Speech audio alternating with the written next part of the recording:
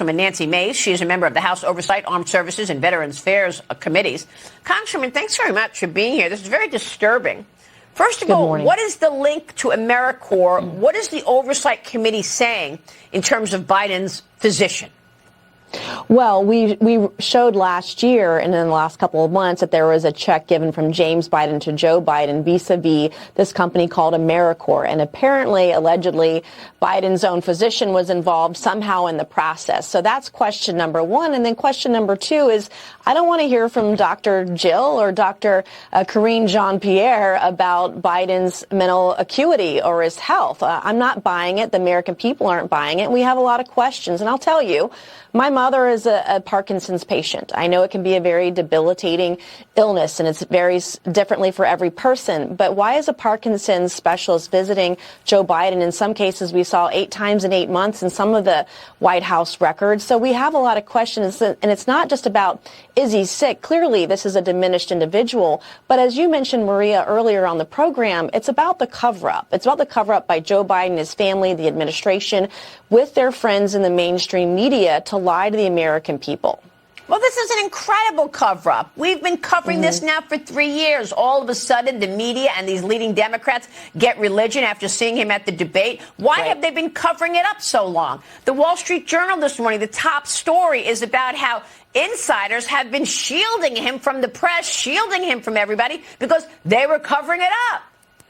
Right. I think this will go down as one of the biggest cover-ups in American history with any president. This conspiracy to hide this from the American people, to hide the real Joe Biden from the American people. And they saw it for 90 minutes on the debate stage. He couldn't stand there, couldn't put words together to make a sentence. You needed an interpreter to understand what he was saying. And even more importantly is that this is a national security issue. I want to know who's in charge, who's calling the shots, who's behind the curtain, pulling the strings for Joe Biden, because we know it's not Joe Biden himself. He cannot be making major decisions for the United States or our allies. So what's really going on here? And the biggest thing I want to impress upon voters in November, because this is no longer a fight for the right or the left. This is a fight for independent and middle of the road voters, is that you have been lied to for over a year now by the media, by this administration, by this president. They cannot be trusted, whether Joe Biden stays on the ticket or they boot him off.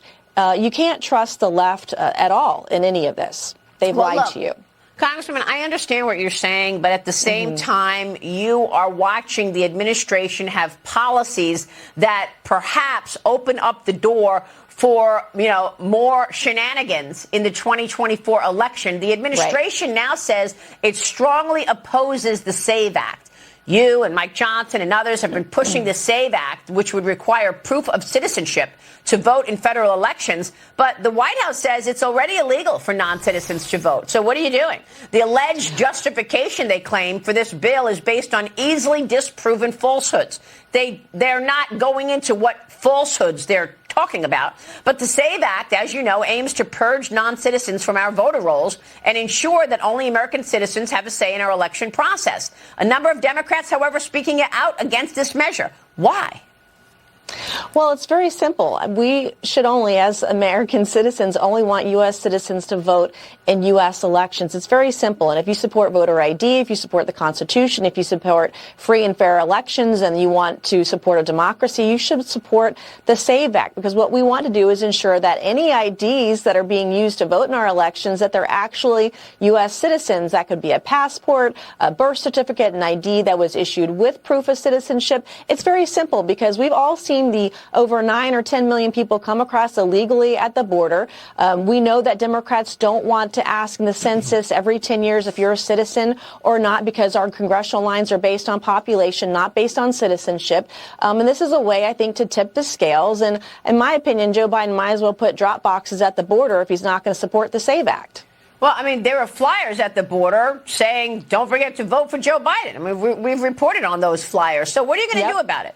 You're an elected official. You just won your election. What are you going to do about it? What are you going to do? Talk about this after the election, November 6th, November 7th, November 8th, after Joe Biden and the Democrats won again and took victory out of your hands?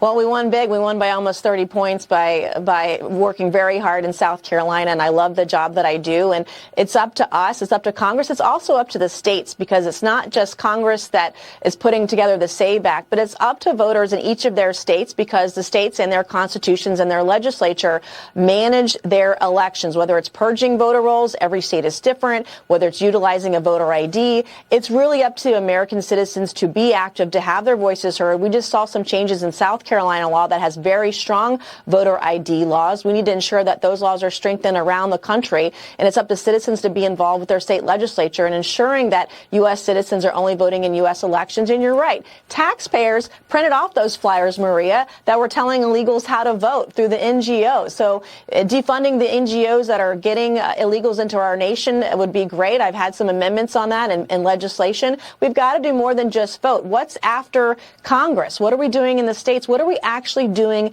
to improve election integrity in this country? What are we doing physically, not just talking about it? Yeah, well, who's in charge here? I mean, should we be having governors on this program to talk about what they're doing in this regard?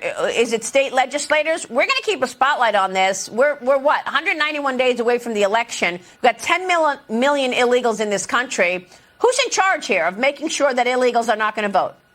Well, governors would be a great start, because it is often up to the state legislatures, and governors get a say whether they veto election bills or not. They're ultimately, at the end of the day, they have the veto pen. They can will the legislature to strengthen our elections. But you're right. Who's actually in charge? And states have a real big say in who gets to vote in November. It's huge. Okay. Well, we've got the RNC adopting President Trump's agenda now, Congresswoman. The convention is less than a week away. You'll be there? Yes, we'll be there. And I was really proud to see Donald Trump insert IVF into the RNC platform this week as well. We can be pro-life and be pro-woman, and he's the guy for the job. Congresswoman, we'll be watching. Thank you so much for being here this morning. Nancy Mace joining us.